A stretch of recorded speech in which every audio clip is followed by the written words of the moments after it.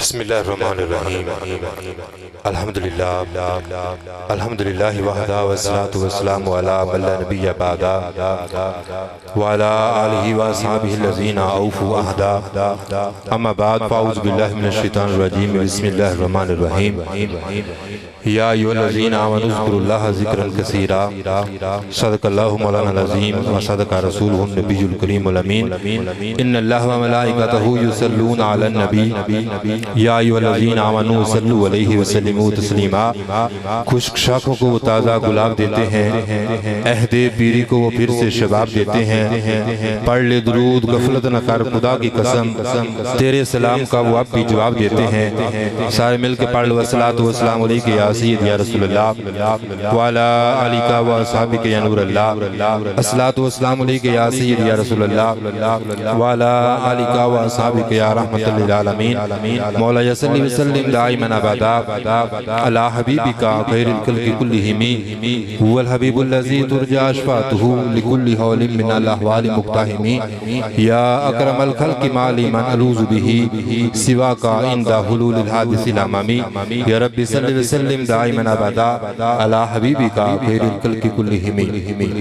अल्लाह तबारक व तआला जल्ल जलालुहु व तम्मा बुरहानुहु व जल्ल ज़िक्रुहु व अज़्ज़ा इस्मुहु व ला इलाहा गैरुहु के हमद सना और हुज़ूर सरवरे कायनात मफ़ख़रे मौजूदात ज़िंदे बज़्म कायनात दस्तगीरे जहां गमगुसारे ज़मां दानाए सुबुल ख़त्म रसूल मौलाए कुल अहमद मुज्तबा जनाब मोहम्मद मुस्तफ़ा सल्लल्लाहु अलैहि वसल्लम के दरबार गोहरबार में हदिया दुरूद व सलाम अर्ज़ करने के बाद मैं हमारे उर्स मुक़द्दस में आने वाले तमाम उशाक का, तमाम अक़ीदतमंदान का जो है वो वेलकम करता हूँ। जी आया जितने भी हबाब तशरीफ लाए खालिक़े कायनात जल्ल जलालुहु सब की हाज़िरी को अपने दरबार में कबूल व मंजूर फरमाए।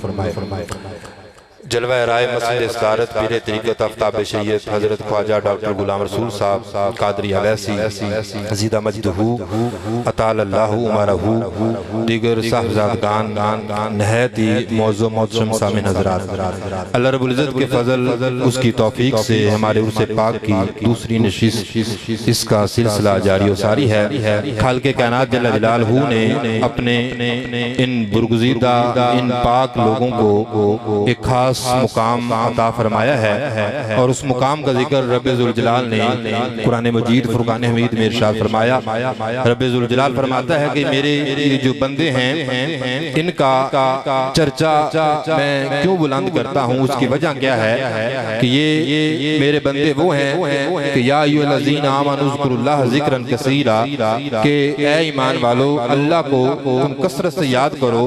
और ये जो अल्लाह के वली हैं ये अल्लाह को कसरत से याद करते हैं, सुबह शाम रात दिन रब की याद में रहते हैं। जब लोग गफलत में वक्त गुजारते हैं ये उस वक्त रब को याद करते हैं। जब लोग चौकों में बैठ के बुराइयां करते हैं ये अल्लाह के जो वली हैं ये सुबह शाम रात दिन उस वक्त अल्लाह की तस्बीहात करती हैं। इनकी रातें भी रब की याद में होती हैं, इनके दिन भी रब की याद में होते हैं। इस वजह से अल्लाह इनके चर्चे को बुलंद कर देता है। और रब इस चर्चे को कितना बुलंद फरमाता है, जब रब अपने बंदों से प्यार करता है तो खालिक़े कायनात जिब्रील अमीन को बुला करके फरमाता है या जिब्रील इन्नी उहिब्बु फुलानन फअहिब्बा, ऐ जिब्रील मैं फुला से प्यार करता हूँ तू भी उससे प्यार कर। ऐ जिब्रील मैं अब्दुल कादिर जिलानी से प्यार करता हूँ, ऐ जिब्रील तुम भी उससे प्यार करो। ऐ जिब्रील मैं दाता अली अजमेरी से प्यार करता हूँ, जिब्रील तुम भी उससे प्यार करो। ऐ जिब्रील मैं हाफिज मोहम्मद ईसा से प्यार करता हूँ, जिब्रील तुम भी उससे प्यार करो। तो बंदा जो अपने शेख के दर पे आता है और उससे जो प्यार करता है ये हमने प्यार क्यों किया, ये जिब्रील के कहने पे किया कि रब जिब्रील को हुक्म फरमाता है ऐ जिब्रील मैंने हाफिज ईसा से प्यार कर लिया है, अब तुम जाओ पहले आसमान वालों पे ऐलान करो, फिर जमीन वालों पे ऐलान करो और सबको कह दो दो कि फलां फलां से अल्लाह प्यार करता है, ऐ जमीन वालों आसमान वालों तुम भी उनसे प्यार करो। तो ये जो उर्स मुकद्दस का सिलसिला जारी है और हर साल के बाद अकीदतमंद यहाँ पर हाजिर होते हैं, इस वास्ते आते हैं कि इनके दिलों में मेरे दादा हुजूर के आलम शहंशाह वलायत हाफिज मोहम्मद ईसा साहब रहमतुल्लाह की मोहब्बत अल्लाह ने जिब्रील के जरिए से इनके दिलों में डाल दी है।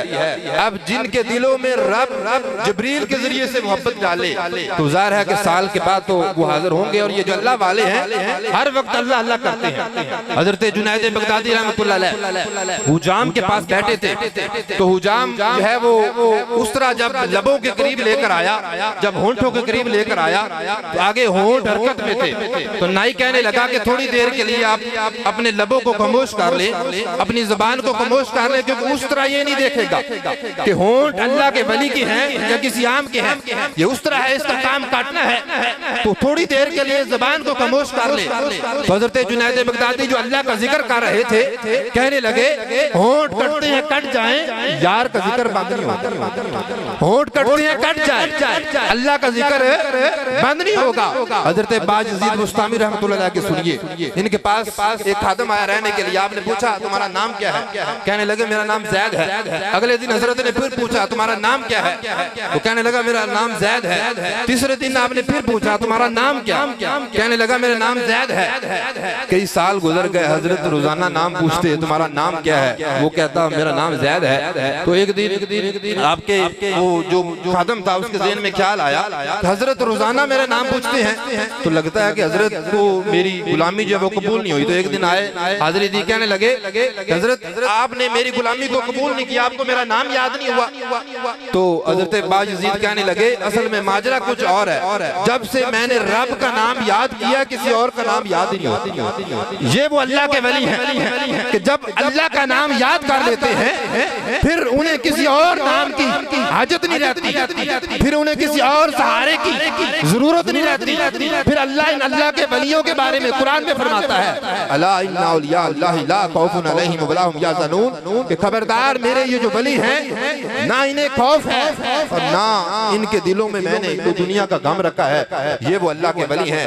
एक अल्लाह के वली उनकी खातून ने कहा कि आप कुछ कमा करके लाइए, उन्होंने अल्लाह के वली उनका तो रोजमर्रा की रूटीन ये होती है हर वक्त अल्लाह अल्लाह करते हैं। उन्होंने लोटा लिया, मुसल्ला लिया, अपना साजो सामान लिया और लेकर के जंगल में चले गए। सारा दिन रब की राह पे दिहाड़ी। एक वो दिहाड़ी है जो हम लोगों क्या करते हैं, एक वो दिहाड़ी है जो हाफिज मोहम्मद ईसा साहब जैसी शख्सियत अल्लाह की राह पे करती हैं। वो अल्लाह के वली जो थे सारा दिन रब की राह पे दिहाड़ी की, जो दिहाड़ी की ना शाम को घर लौटे, बेगम ने पूछा कुछ कमा करके लाए हो, तो कहने लगे हाँ बहुत कमाया। कहा कुछ मजदूरी भी लाए हो, तो कहने लगे जिसकी राह पे दिहाड़ी की है ना वो जात इतनी करीम है, उससे मांगते हुए शर्म आई।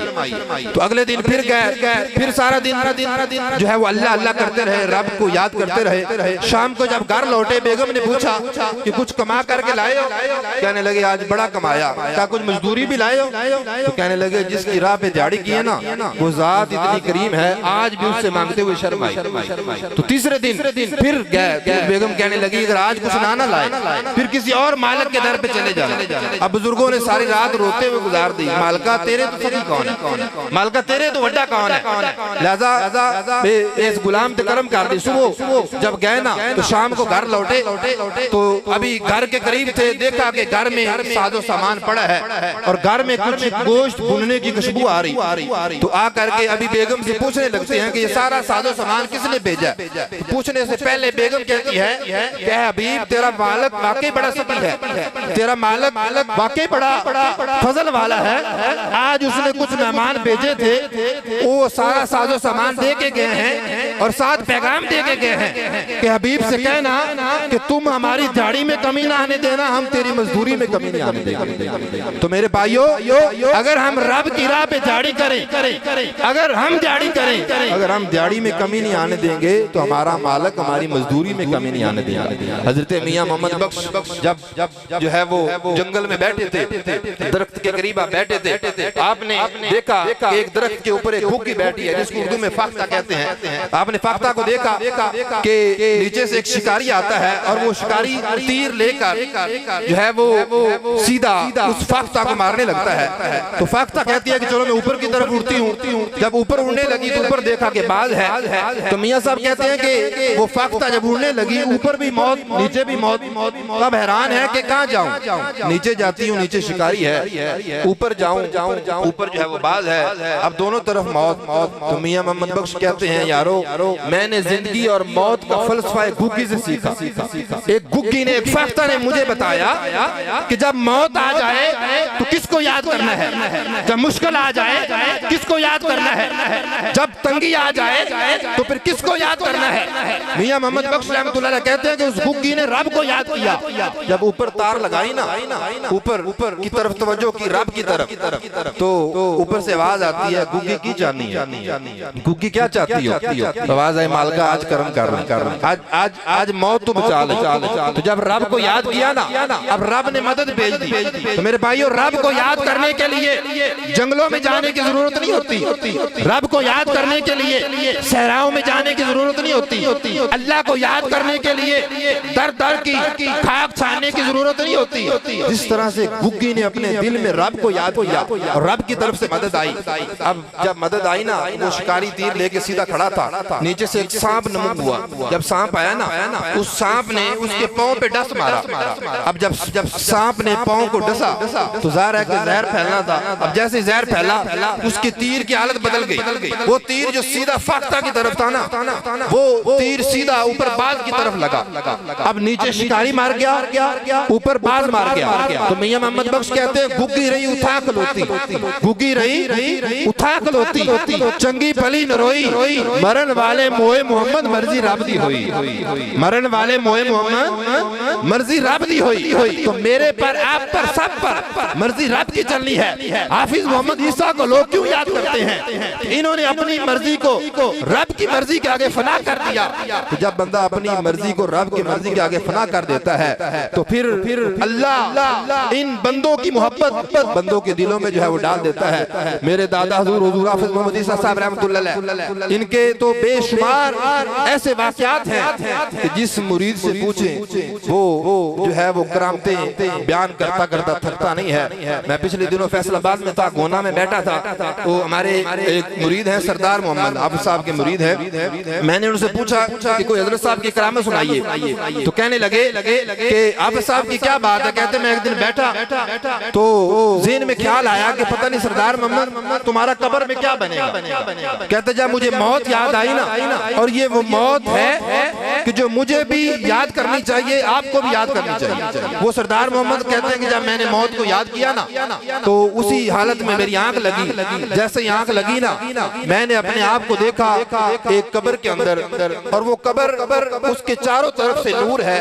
अभी मैं उस नूर को दाएं बाएं से देख रहा हूँ। क्या देखता हूँ कि सामने मेरे पीरो मुर्शिद हजरत हाफिज मोहम्मद ईसा साहब की तशरीफ फरमा होते हैं। तो मैंने पूछा हुजूर ये किसकी कब्र है? कहने लगे सरदार मोहम्मद ये तुम्हारी कब्र है, चूंकि तुम डर गए थे कि तुम्हारा कब्र में क्या बनेगा।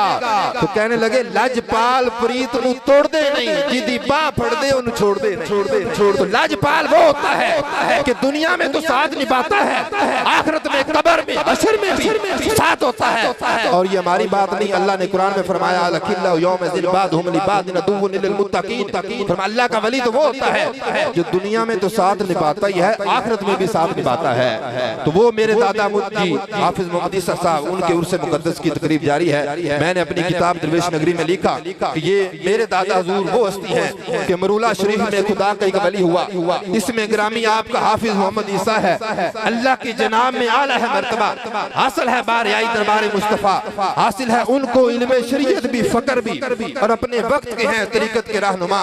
उनके लिए ज़मानो मकान की ना कैद है, करते हैं सैर आलम की सदा। ऐ मोमिनो उन्हीं का ये उर्स अज़ीम है, जो मांगना है मांग लो, मौका है फैज़ का। इज्जत मिली किसी को तमंगरी, अता को दरे करीम से शर्फ निस्बत मिला। तो मेरे भाइयों आगे हो तो बांडे खाली करके बैठो, दिलों को अपने दिमाग को खाली करके बैठो। जो जिस नीयत से आया है अल्लाह के फजल से मेरे शेख के दर से खाली झोलियां भर के जाएगा। जो औलाद मांगने आया है औलाद लेके जाएगा। जो रिस्क मांगने आया है अल्लाह के फजल से मेरे दादाजी के दरबार से रिस्क लेके जाएगा। जो इनामात लेने आया है अल्लाह के फजल से हर किस्म का इनाम रब के फजल से जो है मेरे दादा जी के दरबार से जो है वो लेकर जाएगा। ये सखी का दर है। मरूला शरीफ में ये जो वली हुए हैं खालिक कायनात ने इनको वो मुकाम अता फरमाया है। अब हमारे मांगने में कमी है, इनके देने में जो है वो कमी नहीं है। हमें मांगना चाहिए, अदब से बैठे, अदब से जो है वो अपनी हाजिरी को जो है वो इसी तरह जो है वो जारी और सारी रखें। मैं दुआ करता हूँ खालिक कायनात मेरी इस मुख्तसर हाजिरी को अपने दरबार में कबूल और मंजूर फरमाए। वमा अलैना इल्लल बलागुल मुबीन। बहुत शुक्रिया जी।